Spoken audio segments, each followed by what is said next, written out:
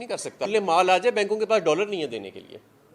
تو 1998 کے بعد جب اٹامک بلاسٹ ہوئے تھے اور سینکشنز لگی تھیں, اس کے بعد سے لے کے اب تک پہلی مرتبہ, اور یہ بھی نون لیگ کو اعزاز حاصل ہے کہ پاکستان نے کیپٹل کنٹرولز انٹروڈیوس کرائے ہیں اپنی معیشت میں.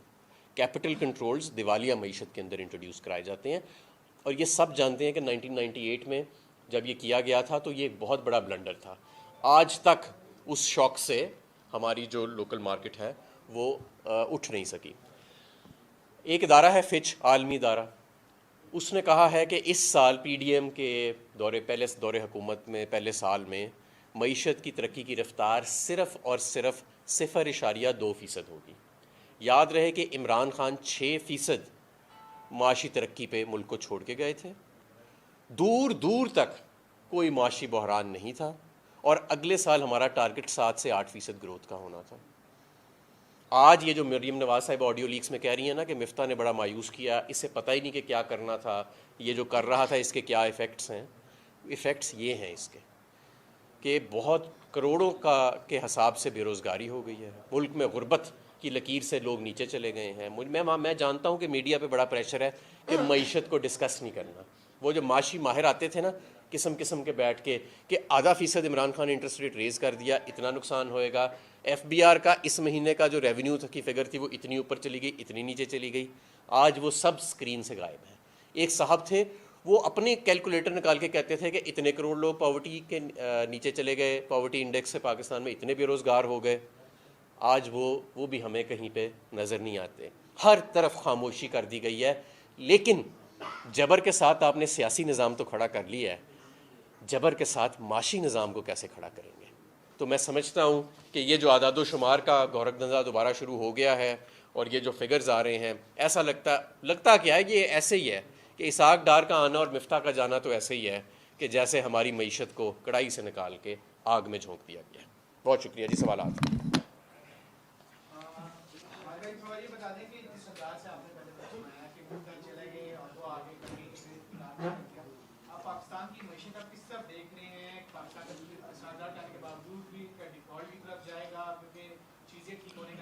دیکھیں, میں نے آپ کو بتایا کہ جیسے اسحاق ڈار صاحب جب آئے تھے تو کم ترین قیمتوں کے باوجود صرف $2.5 ارب تھا جب یہ انہوں نے پیپلز پارٹی سے حکومت لی تھی 2013 میں. تو یہ اچھی خاصی معیشت کو ایک کرائسس میں چھوڑ کے چلے گئے تھے. پوری دنیا نے آئل بونینزا سے فائدہ اٹھایا, تو اب تو ان کو ایک کرائسس والی معیشت مل رہی ہے. اللہ ہی رحم کرے کہ اب یہ کیا کریں گے. جو ان کی سوچ ہے معیشت کے حوالے سے, جو ان پالیسیوں کی یہ بات کرتے ہیں, وہ تو سٹیبلائزیشن یا وہ ریسکیو کی پالیسیز یا ریکوری کی طرف تو نہیں لے جانے والی لگتی. اس سے تو لگتا ہے کہ, اور ٹرکی میں ایگزیکٹلی یہی ہوا تھا جن پالیسیز کی یہ بات کر رہے ہیں نا ڈار صاحب, ٹرکی میں یہ پہلے تو یہ ہے کہ یہ قوم کو آ کے بتائیں تو صحیح نا ڈار صاحب کہ انہوں نے کرنا کیا ہے. ابھی تک تو انہوں نے قوم کو آ کے بتایا ہی نہیں کہ بھئی میری پالیسیز پہلے سے کیا مختلف ہوئیں گی. میں نے اس اکانومی کو, جس کو مریم نواز کہتی ہیں کہ مفتاح نے کرائسس میں ڈالا, اس کو نکالنے کے لیے میں کیا کروں گا, ابھی تک انہوں نے کسی کو نہیں بتایا. لیکن جو ان کا ماضی کا ریکارڈ ہے اس کو دیکھ کے تو یہ کہا جا سکتا ہے کہ یہی سری لنکا اور ٹرکی نے غلطی کی تھی جو لگتا ہے ڈار صاحب کرنے والے ہیں.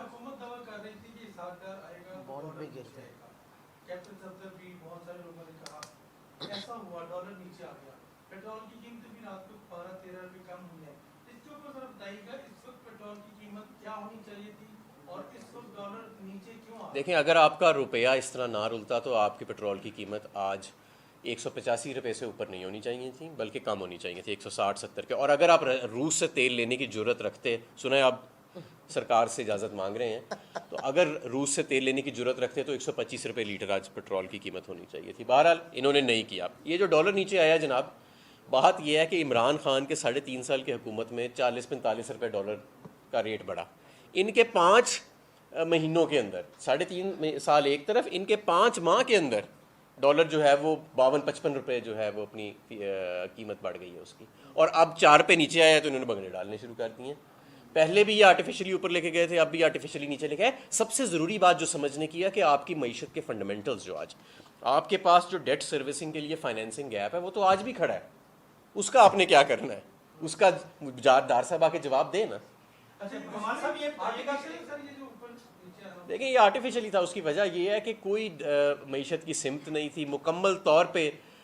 مارکیٹس کا یہ خیال ہوتا ہے عمومی طور پہ ڈار کے بارے میں کہ یہ جتنے آپ کے ریس ہے ریزروز ہیں پوری معیشت کو مفلوج کر کے یہ آرٹیفیشلی ڈالر کو کنٹرول کرنے کی کوشش کرتے ہیں، تو ایک سینٹیمنٹ ڈیولپ ہو جاتا ہے. لیکن میں نہیں سمجھتا کہ اگر 50-55 روپے آپ 5 ماہ کے اندر ڈالر کا ریٹ جو ہے وہ بڑھ جاتا ہے اور پھر آپ 5 روپے پیچھے آ جاتا ہے تو کوئی بھنگڑے ڈالنے والی بات ہے.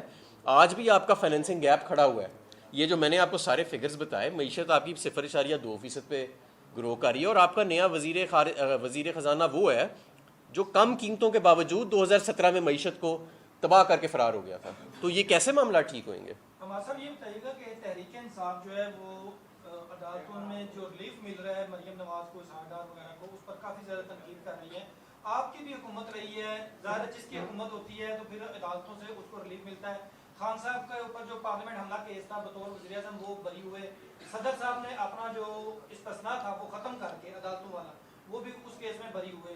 تو جب عدالتیں پی ٹی آئی کو ریلیف دیتی ہیں تو پی ٹی آئی تعریف کرتی ہے، جب نون لیگ کو ملتا ہے تو نون لیگ تعریف کرتی ہے. کیا ہمارے ہاں ایسا ہی نظام چلتا رہے گا؟ یہ جو عدالتی دیکھیں، جو یہ ڈار صاحب کے اور مریم نواز کے معاملے میں ہوا ہے اس سے تو نون لیگ خود بھی شرمندہ نظر آ رہی ہے.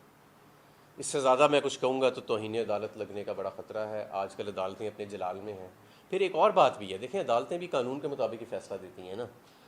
اگر چور سارے اکٹھے ہو کے چوری کو جائز قرار دے دیں اور پھر کہیں کہ ہم باعزت بری ہو گئے، تو اس میں یہ کیسا نظام ہے؟ پھر یہ تو آپ دیکھیں گے آنے والے دنوں میں. اور ایک بات جو آپ نے کہا خان صاحب کو اور پی ٹی آئی کی لیڈرز پہ جو دہشت گردی کا لگا تھا، وہ ایک سیاسی چارج تھا. ہماری حکومت ہی ہم چاہتے تو اس کو انفلوئنس کر کے ہٹاتے نہیں. ہم نے پیشیاں دی کورٹ میں، کورٹ نے پورا سنا اور واضح ہو گیا کہ یہ دہشت گردی کے جو چارجز تھے، یہ ایف آئی آرز یہ سیاسی ہیں. جیسے ابھی پھر ہم پہ ہو گئی ہیں، میرے پہ بھی 4 ایف آئی آرز ہیں یہ 25 مئی کی. یہ سیاسی ہیں، لیکن ادھر تو نیب کے کیسز ہیں، چوری ہے. اور مجھے بتائیں، جب مریم نواز کا بھائی خود ٹی وی پہ آ کے کہتا ہے کہ جی الحمدللہ یہ تو ہماری پراپرٹیز ہیں اور مریم بینیفیشری ہے اس کی، وہ ٹرسٹ کی چارج لیتی ہے.